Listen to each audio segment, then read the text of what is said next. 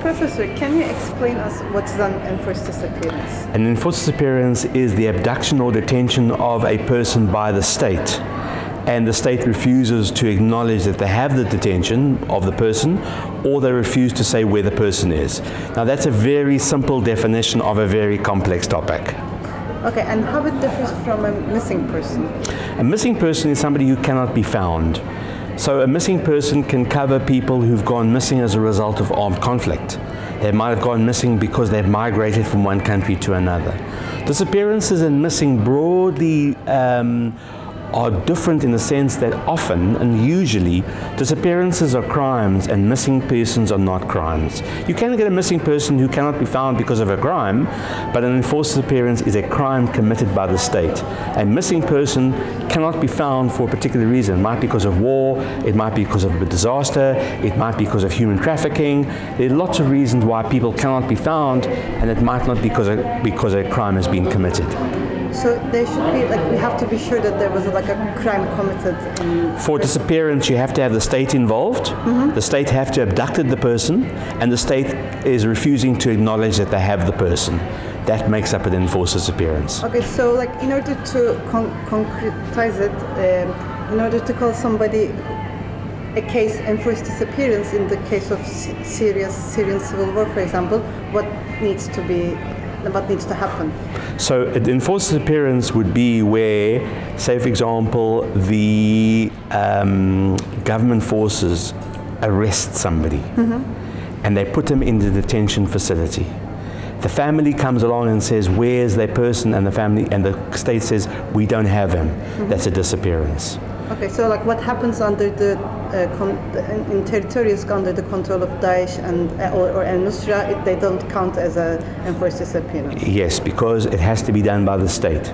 Okay. Daesh is not a state. Non-state actors would not fall under the definition of an enforced disappearance, unless, of course, it's action done by the Rome Statute, the International Criminal Court. For those particular matters, there is an exception for political organizations that can commit enforced disappearances. But it's the definition at international level says the state must be involved. Okay. And does this also cover paramilitary groups? Paramilitary groups that work in cooperation with the state are covered. So you don't have to be a state actor to be involved. Even if you're a paramilitary that's working with the government support or working with the assistance of the government, it's sufficient. But if you're a paramilitary that's not working for the government or not working with government assistance, even if you're working against the government, then it's not a classic definition of what an enforced disappearance is. And you also mentioned the concept of continuous crime in relation to enforced disappearances. Can you explain us what's a continuous crime and how does it relate to enforced disappearance? So I'll give you an example. If I kill a person, the crime is committed now and the crime is completed now. And I can be prosecuted now, but I cannot be prosecuted in 10 years' time because the crime is no longer valid in terms of what we call a statute of limitations.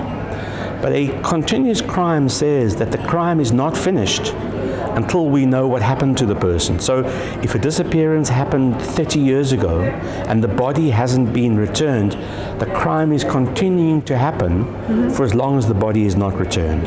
So in other words, it's continuous in the sense it doesn't finish because the crime has not been completed.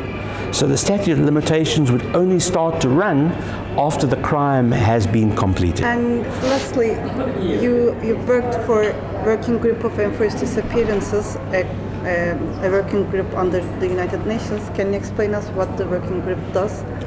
So the working group is part of the special procedures of the United Nations. Today there are about 55 special procedures. One of them is the Working Group on Enforced Disappearance. In fact, the Working Group on Enforced Disappearance was established as the first mechanism in 1980, so they've been around. They do two things. The one is they take cases from individual family members, and the Working Group has had about 55,000 cases. The second part of what the Working Group does is to ensure that states comply with their responsibilities, not to allow enforced disappearances. So the Working Group does visits, does various types of monitoring, tries to get the state to be compliant, to pass laws, do all those type of things.